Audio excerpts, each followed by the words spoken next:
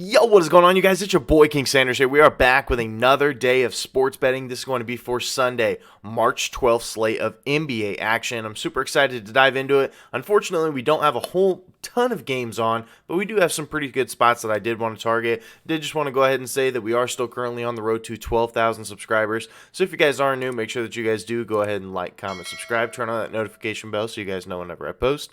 Next, I did just want to go ahead and give a quick shout out here to all of our members here on the channel. Thank you guys so much for everything that you guys do, and thank you guys so much for giving such a small channel such a big chance, as I always say. Truly does mean the absolute world to me, so much more than you guys will ever know. So, without any further ado, let's go ahead and dive into it. Dive into a quick recap as of yesterday, but before we do... And boom, ladies and gentlemen, yes, we are here with the shades on, with the sunnies on, and if you guys are new around here, you guys have absolutely no idea what I'm talking about. Take a look here on the right-hand side of your guys' screen. We had a 4-0 sweep on the day.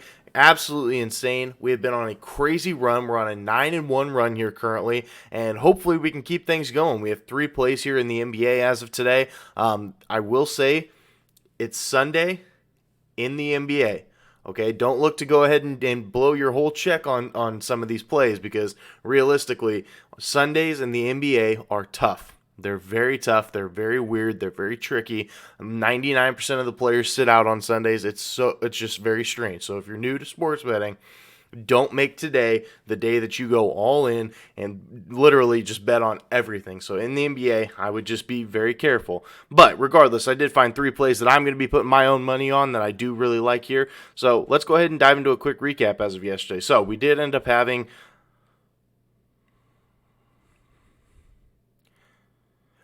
In the early game, we had Mitchell Robinson over 9.5 rebounds here versus the Clippers at plus 100 value. This one was so free. This was so incredibly free. Mitchell Robinson had 9 rebounds going into the second half. Ends up getting it really early in the third quarter. I think it was like 10 minutes left in the third quarter, and finishes with 14. So he crushed this line. Wasn't even a little bit of a sweat. I read that game perfectly. Then we did end up having Jason Tatum over 29.5 points versus Atlanta at minus 115. Despite not necessarily having the greatest shooting night, the volume is always going to be there for Tatum. Regardless, he's one of those players that his confidence level is through the roof. So even if he misses like double the amount of shots that he ends up making, he's still going to be shooting those shots. And that's what I love taking. That's why I love taking Tatum's overs. There's a lot of players that whenever they do get discouraged, they quit shooting the ball. Not Tatum. Tatum will shoot it no matter what. So that one ended up working out for us. I think he finished with 33 if I remember correctly, but ended up working out for us. Then we had Paolo Banchero under 19.5 points versus Miami at minus 120. This was sweaty. This was incredibly sweaty, but it ended up working out for us in the end of things. But regardless, Paolo Banchero had 15 points in the first half. 15 points in the first half. And you guys can see it right above my head. He finished with 17 points. And the game went into overtime. So, he only ended up scoring 2 points in the third, fourth, and the overtime quarters, periods, whatever you want to call it. But regardless, Paolo Banchero finishes right with 17, does not have a very great scoring night in the second half at least, so it ended up working out for us. Then we had the Thunder plus 4 versus the Pelicans. Ingram gets ruled out of this one, and this one was free. Shea had a huge first quarter and just kind of kept things going. Ended up winning by like 14, I think it was, so they didn't need those points. If you took them on the money line, as I kind of suggested in yesterday's video, I think that you got some pretty good value there. But regardless, we ended up going 4-0 on our plays. Ended up having a pretty good day in the NBA. So hopefully we can keep that going. 9-1 run. We have 3 plays as of today. I more than likely won't be adding any just because I don't really love the spots here. But I did find 3 plays that I really like. So without any further ado, let's go ahead and dive into it. Our first official play of the day, we're taking Spencer Dinwiddie over 19.5 points here versus Denver at minus 105 odds. Now, Spencer Dinwiddie's been pretty good to this line here recently. He has gone over in 5 out of his last 7 games, and I think this is a pretty advantageous spot here for him. I know that Denver overall is a pretty good defense, but one spot that they really do lack is that point guard position. On the defensive side, of course, Jamal Murray's a very good offensive player, but from a defensive perspective, he's not necessarily the greatest. The Nuggets do allow the 4th most points per game to opposing point guards on the year. So that's a lot of points to that point guard position, and Spencer Dinwiddie is a very good guard. Not to mention Denver in the last 3 games, they've kind of slowed down on defense just a little bit. They allow the 13th most points per game to opposing teams, which I know doesn't sound significant, but when you look at it over the course of the entire season, they were at the 12th fewest. So now you're looking at the 13th most is kind of a pretty big shift there. So I really do like the spot here. Denver also has played a lot of games here recently. They've played a lot of games in a short span of time. You never really know how that's going to affect a team. It could increase them, or it could also make their defense a little bit worse. So I really do like the spot here. He has hit the over in 4 out of his last 7 road games since joining Brooklyn, and I think that he makes it 5 out of his last 8. I really love the spot here, and I feel like a lot of the defensive focus for this team, for guys like KCP and even guys like Bruce Brown, they are going to be on Mikal Bridges. I don't think that they are going to be on Spencer Dinwiddie. I don't think that's where the Denver defense is really going to put a focus on. So I really do like the spot here for Spencer Dinwiddie. So we're going to be riding with it for our first official play of the day. Spencer Dinwiddie over 19.5 points here versus Denver at minus 105 odds. Now for our second official play of the day, we're going to be taking James Harden under 10.5 assists here versus Washington at minus 120 odds. Now, this second play is not because I think that Washington is some electrifying defense that is not going to allow the Philadelphia 76ers to score. That's definitely not the case whatsoever. But the reason that I like this under is because, in all seriousness, I do think that James Harden is going to have a tremendous night scoring the ball.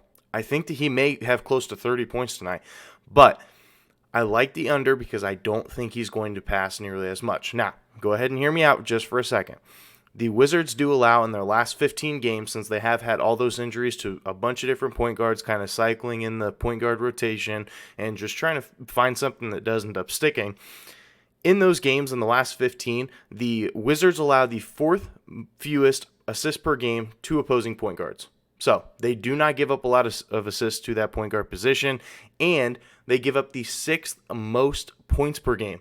So you're talking about a team that gives up a ton of points to that point guard position. They don't give up a lot of assists, and I think that James Harden is going to see a ton of shots, a ton of volume, and I just don't think that the assists are going to be there tonight. He has also gone under in 7 out of his last 11 games. That's a pretty good percentage. I will definitely take my odds on that. Not to mention, he has gone under in 6 out of his last 8 versus Washington, and in a lot of those games, he has seen some crazy point totals. Just go ahead and search up James Harden log versus the Washington Wizards. Crazy numbers versus them. But regardless, Washington is the 8th slowest pace in all of basketball too, so they are bottom 10 when it comes to pace, and we all know Philadelphia, very, very slow-paced team. So I do think that this is a very good spot to target, especially for his under. I think that he does have a good night scoring the ball. But another thing, the spread is 8. The spread is 8 in favor of the 76ers. I'm just saying that anything can happen in an NBA game, especially on a Sunday, and there's a good chance that there could be some blowout potential as well. So I really do like the spot here for us for our second official play of the day. James Harden under 10.5 assists here versus Washington at minus 120 odds. And for our third and final play of the day, we are going to be taking the Spurs +3 here versus the Oklahoma City Thunder at minus 110. I know yesterday, OKC, thank you for bringing in the dough. Thank you for giving us money. But today, we are going to go ahead and take it from you as well. I love the spot here. I know that it's weird, especially considering that OKC just ended up winning for us, and they just ended up winning versus the Pelicans outright. But OKC is 0-4 as a road favorite this year against the spread. They're 0-4. Not to mention, the Thunder announced that they're probably going to be resting Shea on the second leg of a back-to-back. Not to mention, the San Antonio Spurs are 16-15 against the spread at home. Surprisingly, pretty good at home. Not to mention, the Oklahoma City Thunder are 4-5-1 against the spread on the season on the second leg of a back-to-back. So, all these stats are pointing in the right direction, and let's be completely honest. The Spurs should not only be 3-point dogs. The Spurs have not been a very good team all year long, and so the fact that they're only +3 and 88% of the money at the time of recording this video, which is going to be the night before, but 88% of the money is on OKC. I think Shea gets ruled out of this one. I think that the Spurs end up stealing one at home. I love the spot here. I know that this is ugly, but it just might be ugly enough for them to win. So I really do like the spot here for a third and final play of the day. Spurs +3 here versus OKC at minus 110 odds. So that is going to do it for today's video. If you guys did enjoy, make sure you guys do like, comment, subscribe, turn on that notification bell so you guys know whenever I post. Like I said, we are still currently on the road to 12,000 subscribers. So if you guys are new, make sure that you guys are subbed. But that's going to do it for me. This is King Center signing out. Peace.